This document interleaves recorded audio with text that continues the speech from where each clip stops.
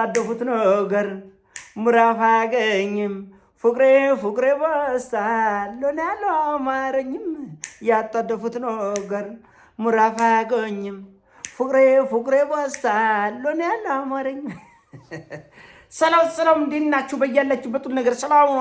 አሽን አንድ ይላችሁ ሙኝላችሁ አለብስስ ጎንዶሉ ማዳች ላይክ እና ሼር ያደረጋችሁ ሐሳቦቻችን ለብዙዎች አቀብሎ ለዚህ ኮልፊ አመሰግናችኋለሁ።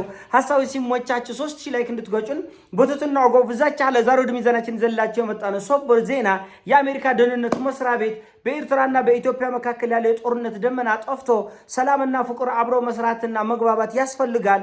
ሁለቱ ሀገሮች ኢትዮጵያና ኤርትራ አብሮ በመስራታቸው ምክንያት ለአፍሪካ ቀንድ ሰላም እንዲሁም ለአፍሪካ ሰላም አልፎ ተርፎ ለቀይ ባህር ሰላም ሁሉ እጅግ በጣም ወሳኝ ሚና የሚጫወት በመሆኑ ኢትዮጵያና ኤርትራ ተቆራርበው መስራትና መነጋገር ይገባቸዋል የሚል መግለጫ የአሜሪካ የደህንነት መስሪያ ቤት አውጥቷል። ይህን ተከትሎ የኢትዮጵያ የማህበራዊ ሚዲያ ወሬ አራጋቢዎች የኢትዮጵያ ጠቅላይ ሚኒስትር አብይ አህመድ ወደ ኤርትራ ሊሄዱ ነው፣ የኤርትራ ፕሬዝዳንት ወደ ኢትዮጵያ ሊመጣ ነው የሚል የወሬ ማናፈስ ነገር እየሰማን ያለሁት ይሄ ነገር እውነት አይደለም።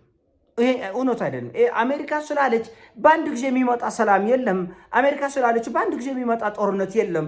ከኢራን ጥፊ በኋላ እንደምታውቁት አሜሪካ የምትጨብጠው አታለች እና ዓለም በሙሉ አያገባኝም ነው ያለ። ታውቃላችሁ በኢራን ጦርነት አውሮፓውያኖች ሁሉ እኛ ያለንበትም ኤዥያኖችም እኛ ያለንበትም ሲል አፍሪካ ጭምር አፍሪካ ህዝብ እንኳን የአፍሪካ መሪዎች እንኳን እኛ ከኢራን ጋር አታነካኩም ብለው ሁሉ መሸሹን ሁሉ መፈርጠጡን ታውቃላችሁ እና አንድ የኡጋንዳ መሪ ላይ ሱሪ ላይ ሚሻና መሪ አለ ሙሴቪኒ የሚባል እሱ ብቻ ነው ሲቀባጥር የነበር እንጂ የአፍሪካ መሪዎች እንኳን በኢራን ጉዳይ ላይ አንገባ። ምክንያቱም ከኢራን ጀርባ ራሽያኖቹና ቻይኖቹ የሚፈጥሩት ፖለቲካ ኢኮኖሚያዊ ጫና እንዳለ ሆኖ የኢራኖቹን ኩርኩም አደገኛ በመሆኑ ምክንያት ሁሉም እዚህ ጉዳይ ውስጥ እጁን ሰብስቦ ተቀምጦ ነበርና ይህን ነገር በብቸኝነት ይህ ሁሉ ስቃይ አሜሪካ መንገላታቷ ወደ ልባ እንድትመለስ በማድረጉ ከመሬት ተነሳ ለ30 ዓመት በማዕቀብ ስታሽመደምዳትና ስታቆራምጣት የከረመችን ኤርትራን በቃ ፍቅር ያስፈልገናል፣ እኔ ባንቺ ፍቅር ተነደፍኩ አለች። አየር ከዛ ላይ ከመሬት ተነሳ ስታንዲንግ ፍሮም ዘ አርዝ ነው። ስታንዲንግ ፍሮም ዘ አርዝ ከመሬት ተነሳ እኔ በኤርትራ ፍቅር ተነደፍኩ አለች እና ያጣደፉት ነገር ምዕራፍ አያገኝም ነው ነገሩ እና አልፎ ተርፎ ኤርትራ ብቻ አይደለም ኢትዮጵያና ኤርትራን ፍቅር መሆን አለባቸው፣ አብረው መስራት አለባቸው። ይሄ ሁሉ ችግሩ ምንድነው? የኢራን ጥፊ ነው። ኢራን ስለኮረኮመች ኢራን በጥፊ ስላጠነጎረቻቸው እና የየመኑ ሁቲ ቀይ ባህርን ስላንቆጠቀጠ ማን ሂዶ ይሞትልኝ? በነፃ ሂዶ ማን ቢሞትልኝ ጥሩ ነው? ከየመን ታጣቂዎች ጋር ሂዶ ማን ይዋጋ?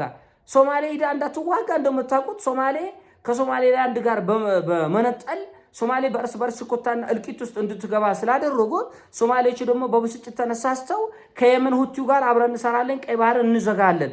ከዛ በዛኛው አቅጣጫ የመን ሁቲ ይዘጋል፣ በዚህ በኩል ደግሞ ሶማሌ የባህር ላይ ጠላፊዎች እንደምታውቁት በጣም አደገኞች ናቸው።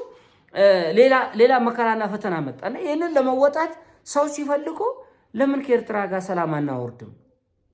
ለምን ከኢትዮጵያ ጋር እነሱ ደስ ባላቸው ሰዓት የሚመጣ ሰላም አይደለም። ይህን ማወቅ አለባቸው። አንድ ስለ ሁለተኛ በአንድ ጀንበር አይሆንም። በህወሓት ምክንያት በምስራቅ አፍሪካ የተፈጠረው ቀውስ ለምንድን ነው ታዲያ? አሜሪካ ሰላም ፈላጊ ከሆነች ሱዳንን ለምን አታረጋጋም? እንደዚህ ጥያቄ ነው፣ መልስ የለውም። ግን ብለው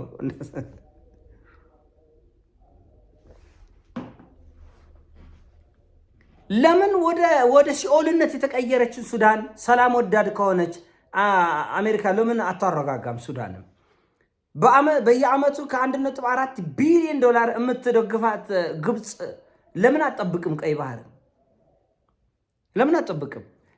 ቀይ ባህር ጋር የምንዋሰነው እኛ ብቻ ነን። ለምን ሳውዲ አረቢያ አትጠብቅም? ቀይ ባህር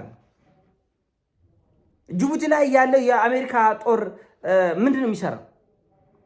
ለምን እሱ አይጠብቅም? እና በጣም የሚያስደንቅ ነው።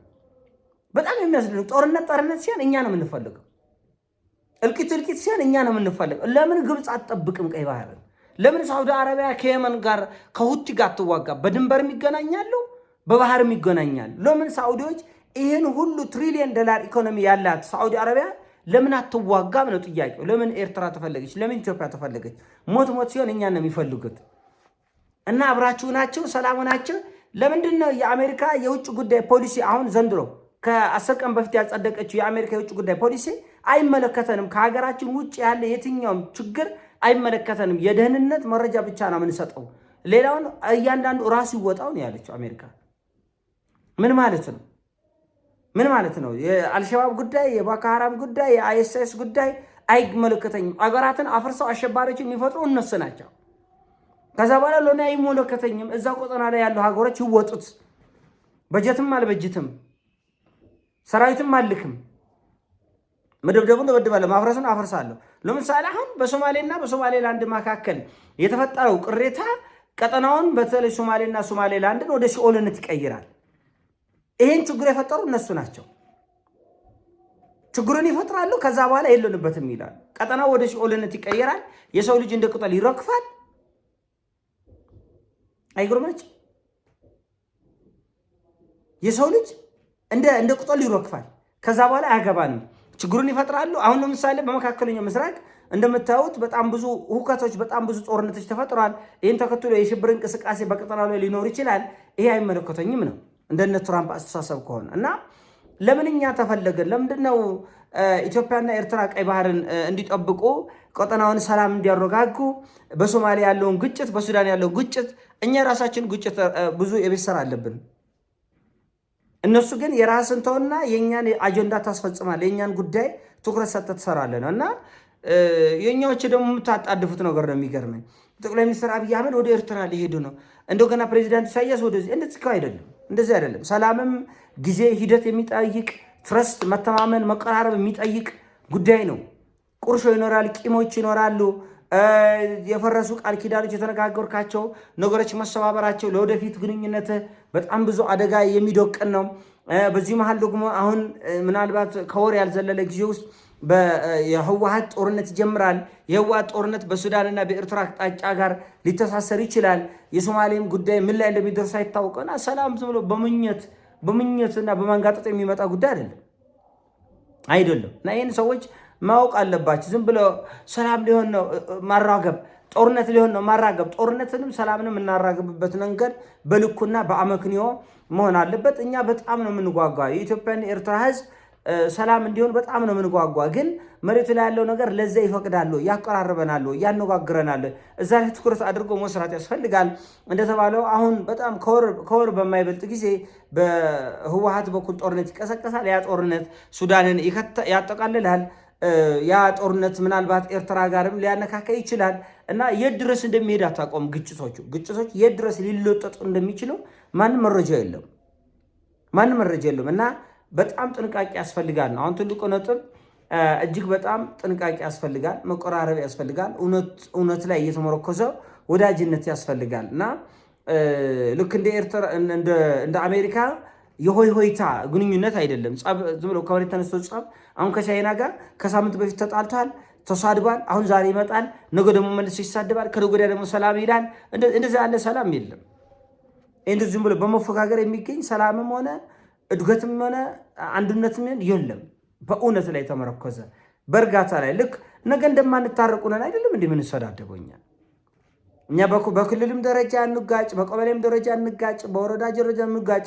ነገ እኮ ሰላም እንደማይመስል ነገ እኮ ይቁር ድጋሜ እንደማንገናኝ መስሎ እኮ ነው ምንሰዳደበው፣ ምንዋጋው፣ ምንገዳደሉም እና ሁሉ በልክ ሲሆን ነገን ከግምት ስር ያስገባ ንግግሮቻችን መጠን ያላቸው ልውከት ያላቸው ነገ ሊያቀራርቡ ሊያስታርቁ የሚችል ከመጠነኛ ኩርፊያ የማያልፍ ነው መሆን ያለባት የጸባችን መንገዱ ራስ እና አሜሪካ ድንገት ስለፈለገች የሚመጣ ፍጹም ሰላም፣ አሜሪካ ድንገት ስለፈለገች የሚመጣ ፍጹም ጦርነት የለም። የዚህ ሁሉ ጦስ የኢራን ጥፊ ነው። በኢራን ጥፊ ምክንያት ወዳጆቿን ለማደራጀት ቀጠናው ላይ ያላትን ተጽዕኖ ለመፍጠር ብዙ እየተሯራጠች ነው። የሚሆን አይመስለኝም። ሁሉም ቦታ ነካክተዋለች፣ እጅጅ ብሏል። ፖለቲካዋ በመላ ዓለም እጅጅ ብሏል። ዓለምም ደግሞ በዚህ ጉዳይ ሰልችቷል። ከአውሮፓና ከአሜሪካ ጋር ያላትን ግንኙነት ብትንትና አውጥታ እንደማይፈይድ እንደማይጠቅም አድርጋ አበላሽታ አሁን ከኢትዮጵያና ከኤርትራ ጋር የተሻለ ግንኙነትና አንድነት ትፈጥራለች አሜሪካ የሚል ግምት የለኝም። በግል ላይ ከሆነ ጥሩ ነው፣ የእውነት ላይ ከተመረኮሰ ጥሩ ነው። ግን መጀመሪያም ጸባ ያለ ምክንያት ስለነበረ አሁንም ያለ ምክንያት እኛ እኮ በህወሓት ምክንያት የተጣለብን ማዕቀብ፣ የወረደብን ውርጅብኝ፣ የደረሰብን መከራ እኮ በጣም ሰክታች እኮ ነው።